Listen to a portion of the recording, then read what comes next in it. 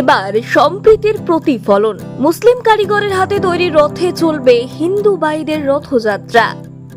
পশ্চিমবঙ্গের মুখ্যমন্ত্রী প্রায়ই বলেন এই মাটি সম্প্রীতির মাটি।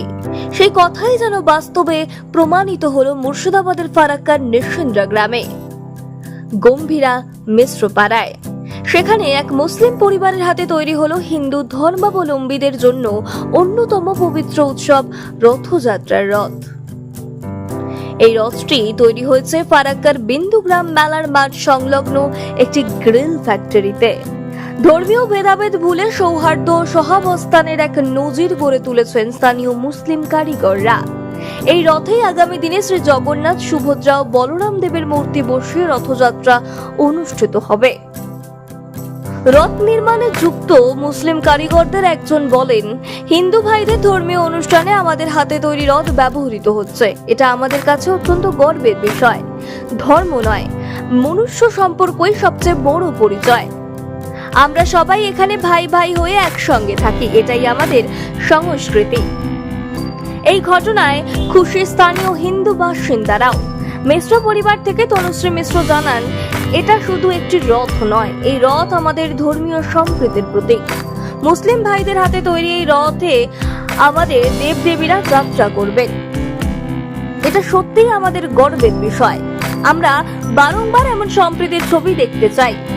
এটাই তো আমাদের বাংলা, আর এটাই আমাদের ভারতবর্ষ। এই অনন্য উদ্যোগে খুশি গোটা গ্রাম। উৎসবের আবহে ধর্মীয় বিভেদ ভুলে একসঙ্গে হাতে হাত রেখে উৎসবের প্রস্তুতিতে মেতেছে হিন্দু মুসলিম উভয় সম্প্রদায়ের মানুষ।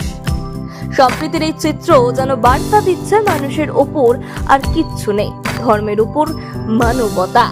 সেই ছবি আপনাদের তুলে ধরবো আমরা নিউজ 15 বাংলার পর্দায়। তখন আমরা অর্ডার শুনে অনেক খুশি হয়েছিলাম যে যখন অন্য ধর্মের লোক যখন কাজে এসছে, তো আমরা খুশি হয়ে কাজটা করে ফেলেছি।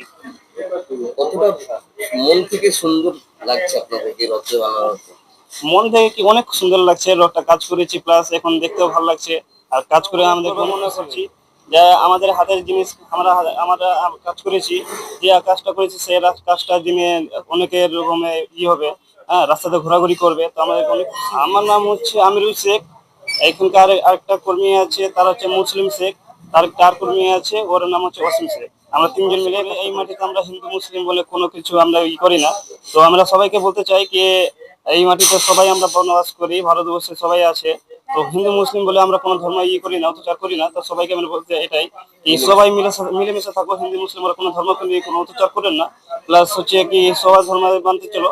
হ্যাঁ, আমি তনুশ্রী।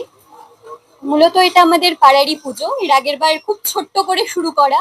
আমাদের আদিতে এখানে রথের মেলা হতো, কিন্তু বন্ধ হয়ে যাওয়ার পর দীর্ঘদিন পর আবার নতুন করে পরের বছর মানে আগের বছর শুরু হয়, এবং এই বছর সেটাকে বড় করে তোলা হয় আর কি। পাড়ার সবার মানে মতে সবাই খুব আনন্দিত এই ব্যাপারটাতে। তো ঠিক হয় আমরা লোহার রথ করব, এবং তাই জন্যই দাদাদের কাছে যাওয়া। আর আমার এক কথাই মানে অন্য অনেক লোক যেখানে মানে কারিগররা যেখানে বারণ করে দিয়েছিল, আমাদের এক কথাই দাদারা মানে নিজেদের কাজ ফেলে মানে খুব নিষ্ঠা সহকারে, যত্ন সহকারে, খুব সুন্দরভাবে রথটা।